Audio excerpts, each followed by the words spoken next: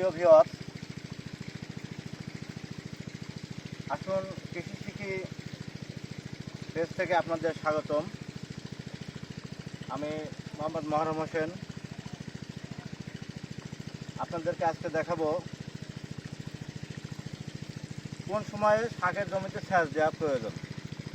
তো ভিউয়ার্স, গত পর্বে কিন্তু আপনাদেরকে দেখাইছিলাম যে প্রতি জমিতে কিভাবে শাক চাষ করা লাগে। তো আজকে দেখাবো কোন টাইমে শাকটা পরিচর্যা করতে হয় এবং সেচ প্রয়োজন। তো ভিউয়ার্স, এই যে দেখেন,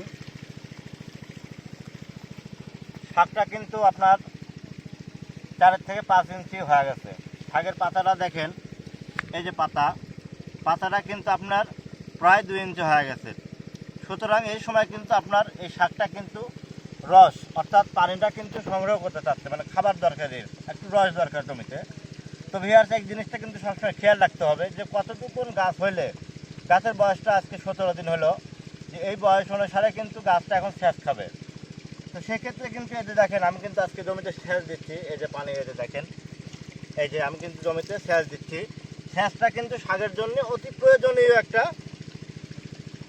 জিনিস। এই জিনিসটা কিন্তু আপনার অবশ্যই খেয়াল করতে হবে, কারণ পরিচর্যা সঠিকভাবে করলে অবশ্যই সেখান থেকে অনেক রকম প্রফিট আশা করা যায় ইনশাল্লাহ। তো ভিউয়ার্স, এই যে দেখেন কত সুন্দর শাকটা কিন্তু হয়েছে। এই আজকে সেচ দেওয়ার পরে আমি যখন আবার সার দেবো, সার দেওয়াটাও আপনাদের দেখাবো। এটা আগামী পর্বে কীভাবে সারটা দিতে হয়, কোন বীজটা প্রয়োগ করতে হয়, কোন বীজটা দিলে আপনি পোকামাকড়ের হাত থেকে রক্ষা পাবেন। এই যে দেখেন, একটা জিনিস আপনাদেরকে দেখাই। এই যে ভিউয়ার্স, এই যে দেখেন পাতাটা কিন্তু ফোটা হয়ে গেছে। সেক্ষেত্রে এখানে কিন্তু আপনার কীটনাশক ব্যবহার করতে হবে। তো কী পরিমাণ কীটনাশক এখন দেওয়া লাগবে, কোন কোন কোম্পানির কী বীজ এখন প্রয়োগ করতে হবে, ভিউয়ার্স আপনাদেরকে আমি অবশ্যই আগামী পর্বে জানাবো।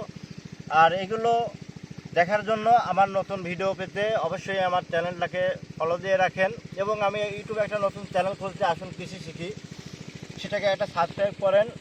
অবশ্যই নিত্য নতুন সব রকম ভিডিও আমি আপনাদের সামনে পৌঁছায় দেব। আর অবশ্যই ভিউয়ার্স, আমার এই চাষাবাদগুলো যদি আপনাদের ভালো লাগে অবশ্যই কিন্তু কমেন্টে আমাকে জানাবেন, এবং আপনাদের যত রকম সমস্যা আছে আমাকে কমেন্ট করে জানাবেন। কমেন্টের মাধ্যমে আমি আপনাদেরকে জানিয়ে দেব কীভাবে পরিচর্যা করলে আপনারা আগামী শাক চাষে লাভবান হতে পারবেন। তো ভিউয়ার্স, আজ এ পর্যন্তই, দেখা হবে আগামী পর্বে ইনশাল্লাহ। ভালো থাকবেন।